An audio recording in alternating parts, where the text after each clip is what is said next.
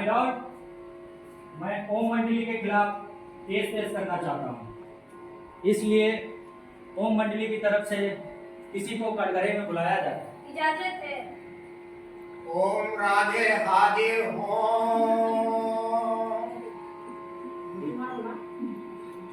न्यायालय तक बात बढ़ी, कोर्ट में मम्मा हुई हाजिर। कसम लेने को न्यायमूर्ति बोले, ईश को जान हाजिर नाजिर। सर्वव्यापी भगवान नहीं है, मम्मा ने ये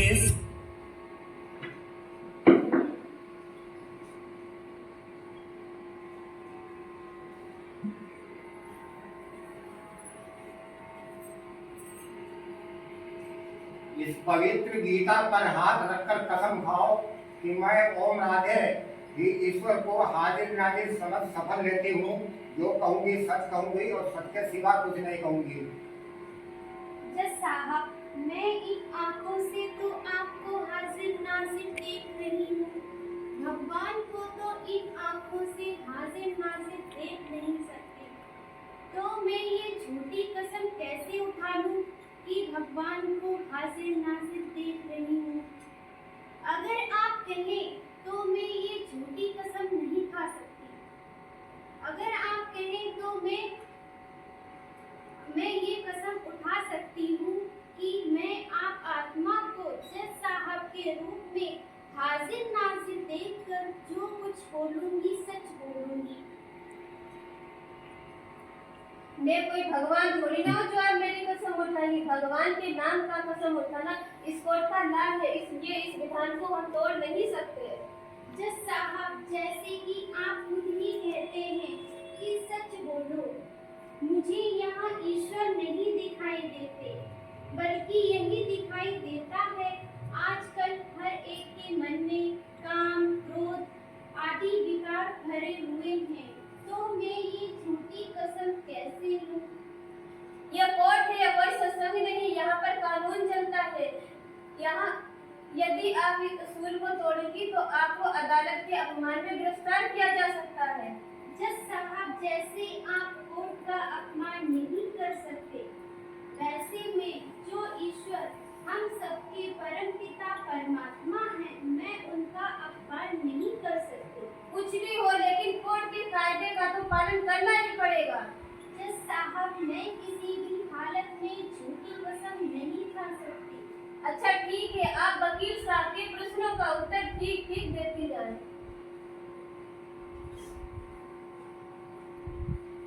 माय लॉर्ड, मैं ओम राधे जी से कुछ प्रश्न पूछना चाहता हूँ। इजाजत है? इजाजत है। ओम राधे जी, क्या आप बताएंगी क्या ये सच है कि ओम मंडली में घर बार रिश्ते नाते आदि सब छोड़ने के लिए कहते हैं? जी नहीं, ये सच नहीं है। परमात्मा हमें विकारों को छोड़ने की शिक्षा देते हैं, ना कि घर छोड़ने की। फिर घर बार छोड़कर क्यों चले जाते हैं? जज साहब, ओम मंडली में सिर्फ बाबा और कुछ परिवार अपनी इच्छा से रहते हैं, बाकी सब अपने घर में रहते हुए रोज ज्ञान सुनने आते हैं। रही बात हम कन्याएं सब अपने परिवार से अनुमति पत्र लेकर आए हैं। अच्छा, तो ये बताइए, आप सब इतना रोकने के बाद ओम मंडली में क्यों चली गई? जब पुरुष संन्यास देते हैं, घर बार छोड़ देते हैं, तो उनका ये सवाल क्यों नहीं पूछे जाते? उनसे ये मुकदमा क्यों नहीं होता? भगवान के लिए तो नर नारी एक समान है। माताएं अगर पवित्र जीवन जीना चाहती हैं, ईश्वरीय सत्संग में जाना चाहती हैं, ज्ञान प्राप्त करना चाहती हैं, तो उनसे ये सवाल क्यों पूछे जाते हैं? जज साहब, अगर माताएं पवित्र जीवन जीना चाहती हैं, उसी परिणाम स्वरूप माताओं के संबंधियों की ओर से रुकावटें पड़ती हैं। जज साहब, उसी परिणाम स्वरूप माताएं ओम मंडली में आ गईं। माय लॉर्ड, ऐसी कई माताएं हैं जो कभी घर से बाहर नहीं निकलती थी, पति को ही अपना परमेश्वर मानती थी, फिर वो क्यों ओम मंडली में चली गई? जज साहब, पति अगर परमेश्वर है तो पत्नी परमेश्वरी हुई ना। क्या वे पत्नी पति की दासी मात्र है? क्या वो भोग विलास के लिए है? अगर पत्नी पवित्रता की भीख मांगती है तो उसको मारा पीटा जाता है। पत्नी पति की ना माने तो क्या करे? जज साहब, नारी के भी कुछ अधिकार होते हैं। अगर कोई पीड़ित नारी हमारे पास आई तो हमने उनके पति को फौरन तार भेजे। अगर सरकार उनकी सुरक्षा की जिम्मेवारी ले, उनको स्वतंत्र जीवन दिलाने की स्वतंत्रता दिलाए, तो वे आज भी घर वापस चली जाएंगी। माय लॉर्ड, इन सब बातों का फैसला होने से पहले कंज्यूमर राइट है क्या? जज साहब, श्रीमद् भागवत गीता में कहा गया है, काम महाशत्रु है। इसको आप अधिकार कहेंगे?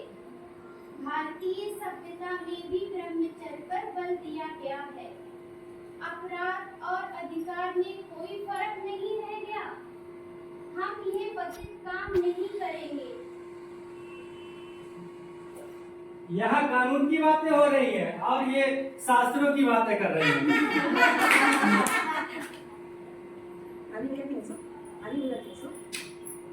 माय लॉर्ड, अब तक तो मैं सुनता रहा। अगर आपकी इजाजत हो तो मैं ओम राधे से कुछ कहना चाहता हूँ। इजाजत है। ओम राधे कह रही है कि ये पति पत्नी की इच्छा की बात है। इसमें एक ना चाहे तो इसे पति का अधिकार कैसे माना जा सकता है? दोनों के अधिकार तो बराबर है। मुझे अब कुछ नहीं कहना। That is all your honour.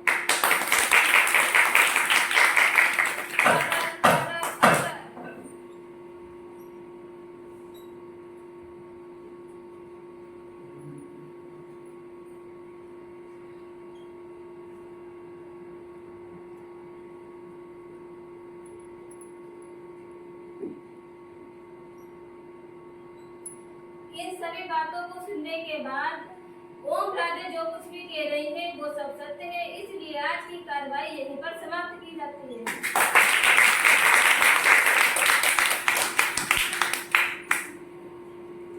मम्मा ने जो सीखा वो सिद्ध कर दिखाया। सत्य की नाव हिलती है, डोलती है, कभी डूबती नहीं।